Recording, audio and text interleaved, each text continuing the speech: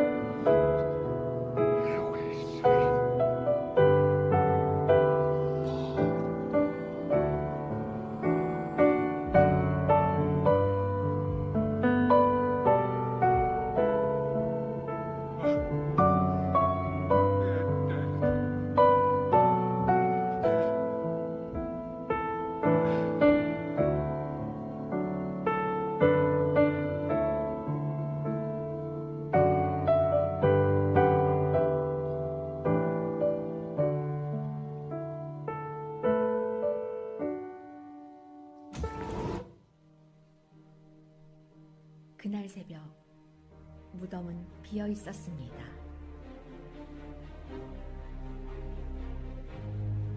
절망이 희망으로, 슬픔이 기쁨으로 바뀌었습니다. 예수님은 우리의 죄를 사하기 위하여 이 땅에 오셨고 십자가에 달리셨습니다.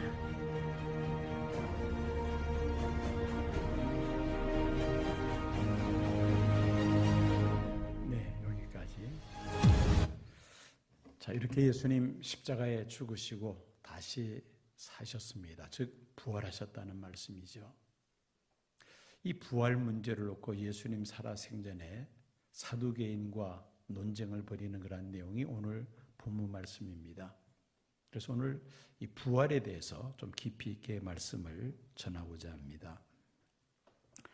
사두개인은 숫자상 많지는 않습니다.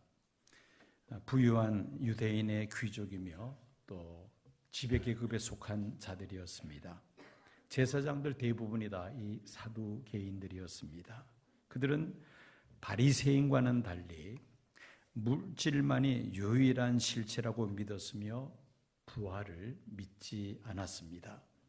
죽음과 더불어 영혼과 육체가 다 소멸된다고 믿었습니다.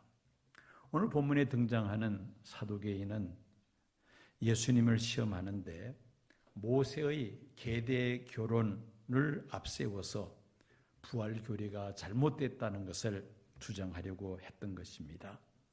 모세의 계대 결혼이라는 것은 신명기 25장에 기록하고 있습니다.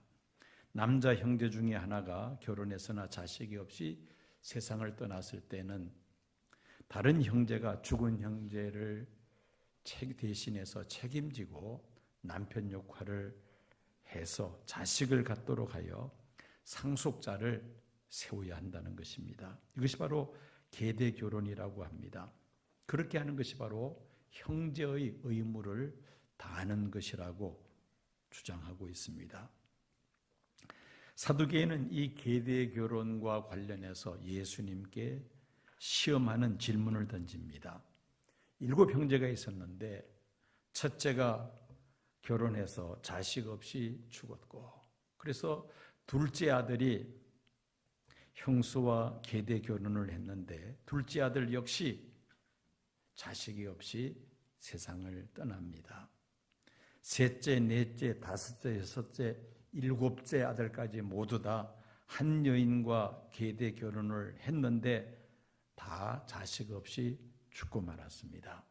만약에 우리나라 이조 시대 때 같으면은 7이 아니라 큰 아들이 저렇게 자식도 못 낳고 젊은 나이에 죽으면은 뭐라 그럽니까?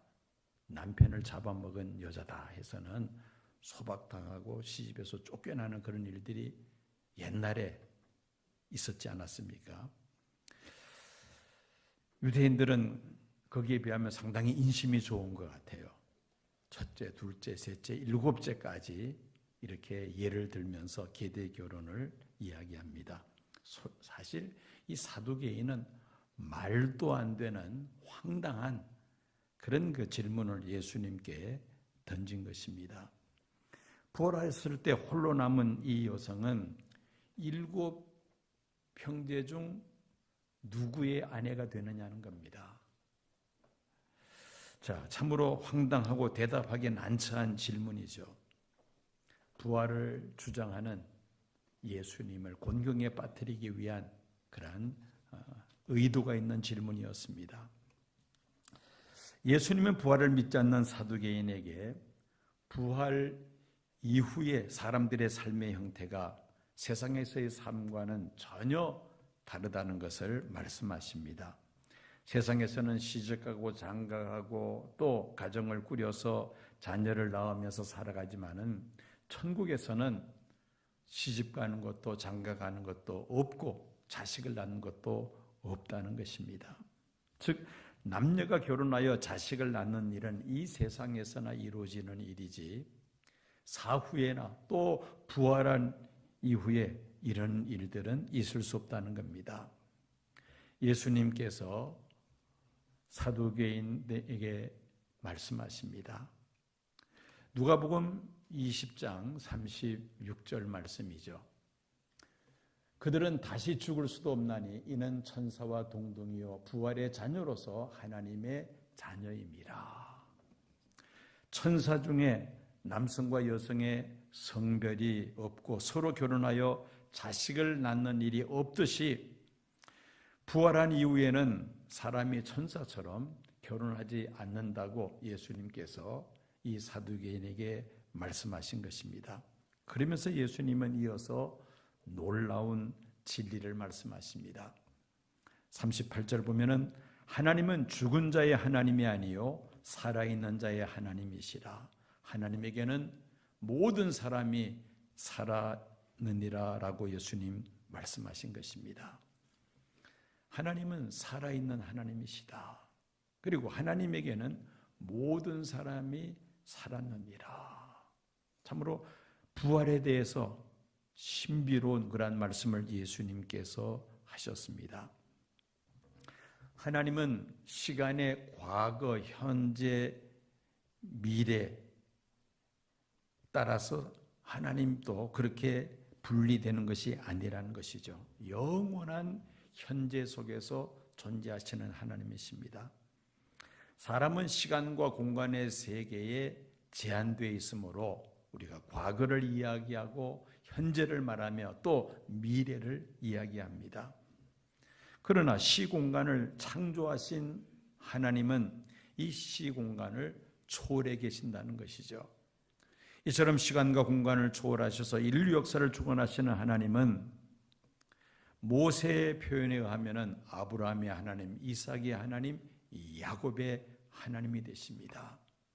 유명한 수학자 파스칼은 뭐라고 표현합니까? 하나님에 대하여 이 모세의 말과 같이 아브라함과 이삭과 야곱의 하나님이라 하고 그 다음에 이어서 예수 그리스도의 하나님이요 나의 하나님이 되십니다 라고 파스칼은 고백을 하죠.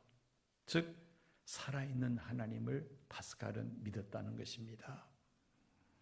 사람의 몸은 죽을 수 있으나 사람의 영혼은 없어지지 아니하고 영원히 사는 존재입니다. 이것을 영혼불멸이라 그렇게 말합니다. 심지어 영혼만 불멸하는 것이 아니라 죽었던 사람들의 몸도 다시 살아날 것을, 즉 부활할 것을 예수님께서 말씀하셨습니다. 자, 이렇게 부활은 예수님 한 분의 부활로 끝나는 것이 아닙니다. 모든 사람들이 다 부활하게 될 것을 예수님께서 말씀하셨고 또 성경은 말씀합니다. 이미 구약 성경의 죽은 자의 부활에 대해서 예언하고 있으며 신약 성경에도 부활에 대해서 자세하게 증언하고 있습니다. 예수님은 죽은 자의 부활이 반드시 있을 것이라고 말씀하셨습니다. 먼저 자신이 죽은 지 사흘째 되는 날 다시 살아나셨습니다. 그리고 40일 동안 많은 사람들에게 부활하신 몸을 보여주시고 그리고는 예수님은 승천하셨습니다. 본문에 등장하고 있는 사두개인처럼 부활을 믿지 않는 사람은 사람이 죽으면 한 줌의 흙으로 또는 한 줌의 재로 변한다고 그렇게 이야기하며 어떻게 죽었던 몸이 다시 살아날 수 있느냐고 그렇게 의문을 품을 수 있습니다. 심지어 화장을 해서 그 재를 강이나 바다에 심지어 공중에 뿌리는 경우도 있죠. 자, 그랬을 때 그 몸이 어떻게 다시 살아날 수 있느냐라고 항의하는 사람도 있습니다. 한 줌의 흙이 되었거나 한 줌의 재가 되었던지 아니면은 그 한 줌의 재를 공중이나 강이나 바다에 뿌렸다 할지라도 흙으로 사람을 만드신 하나님, 무에서 유를 창조하신 하나님께는 능치 못하실 일이 없는 줄로 믿습니다. 하나님의 말씀대로 죽은 자의 부활이 반드시 장차 이루어질 줄로 믿습니다. 예수님께서 말씀하셨습니다. 요한복음 11장 25절 26절 말씀입니다. 나는 부활이요 생명이니 나를 믿는 자는 죽어도 살겠고 무릇 살아서 나를 믿는 자는 영원히 죽지 아니하리라. 예수님께서 말씀하셨습니다. 나를 믿는 자는 죽어도 살겠고 살아서 나를 믿는 자는 영원히 죽지 아니하리라. 죽어도 산다는 말은 죽은 자의 부활을 말합니다. 살아서 나를 믿는 자는 영원히 죽지 않는다. 영혼 불멸을 말씀하시는 것이죠. 회개하고 예수님을 구주로 영접하는 순간 우리는 이미 영생을 얻은 줄로 믿습니다. 설령 육체적으로 죽음이 찾아온다 할지라도 우리 영혼은 죽지 않고 주님의 품 안에 안기게 되죠. 영생을 누립니다. 결국 예수 믿는 성도들은 영원히 죽지 않고 주님 품 안에서 영생을 누리게 된다는 예수님의 말씀입니다. 그런데 이 부활에는 두 가지의 부활이 있음을 말씀하고 있습니다. 예수님께서 친히 하신 말씀이죠. 요한복음 5장 29절 말씀입니다. 선한 일을 행한 자는 생명의 부활로 악한 일을 행한 자는 심판의 부활로 나오리라. 생명의 부활과 심판의 부활이 있다. 예수님께서 말씀하셨습니다. 선한 일을 행한 사람은 생명의 부활, 악한 일을 행한 자는 심판의 부활에 참여할 것이다. 두 가지의 부활이 장차 있게 된다는 것이죠. 사도 바울이 이 문제에 대해서 사도행전 24장 15절에서 이렇게 증언했습니다. 그들이 기다리는 바 하나님께 향한 소망을 나도 가졌으니 곧 의인과 악인의 부활이 있으리라 함이니라. 의인과 악인의 부활이 있으리라. 우리가 부활하면은 그래서 예수님 한 분 부활하신 것으로 제안을 합니다마는 부활의 진실이 무엇입니까? 우리도 장차 부활하게 된다는 것이죠. 그런데 두 가지 부활이 있다는 겁니다. 예수님 말씀하시기를 영생의 부활, 생명의 부활, 그리고 심판의 부활이 있을 것이다.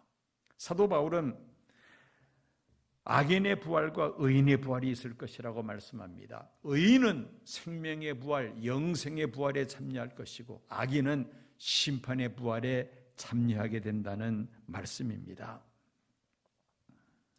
이것이 바로 부활의 진실입니다. 부활에 대해서 우리가 성경적으로 정확하게 알아야 합니다. 사도 바울은 부활장이라고 부르는 고린도전서 15장에서 부활의 순서를 세 단계로 설명하고 있습니다.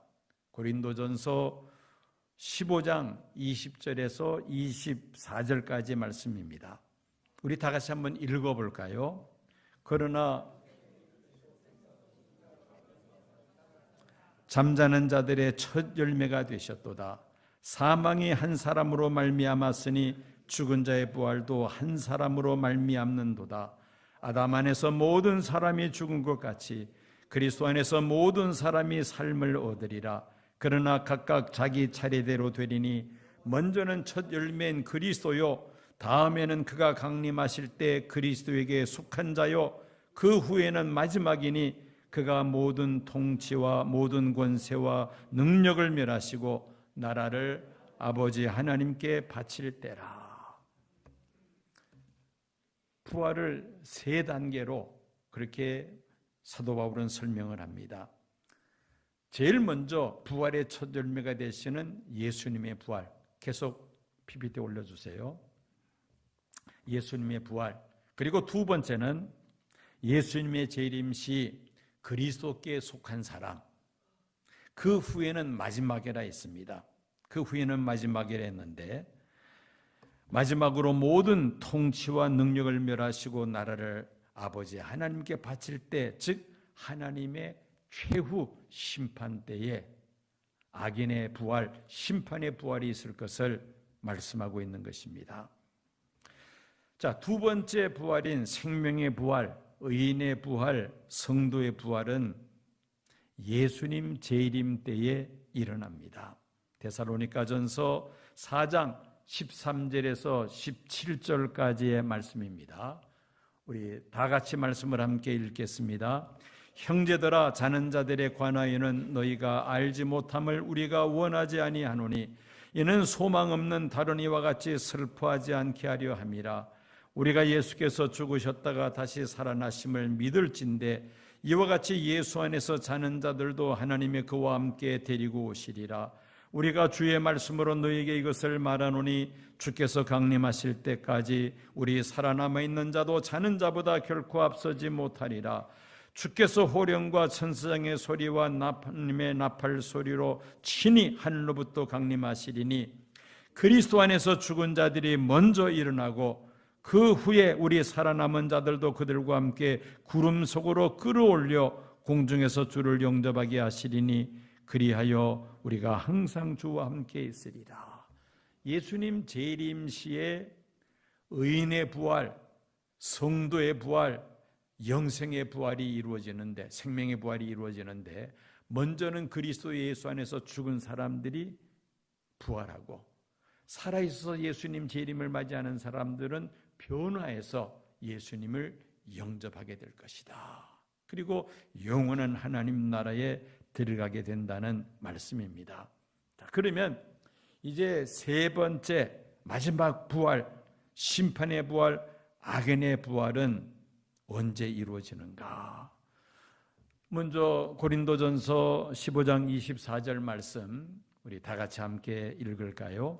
그 후에는 마지막이니 그가 모든 통치와 모든 권세와 능력을 멸하시고 나라를 아버지 하나님께 바칠 때라. 최후의 심판 때에 마지막에 또 부활이 이루어진다는 겁니다.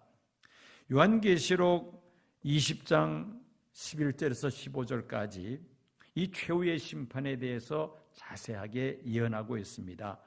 우리 다 함께 요한계시록 20장 12절에서 15절을 읽겠습니다.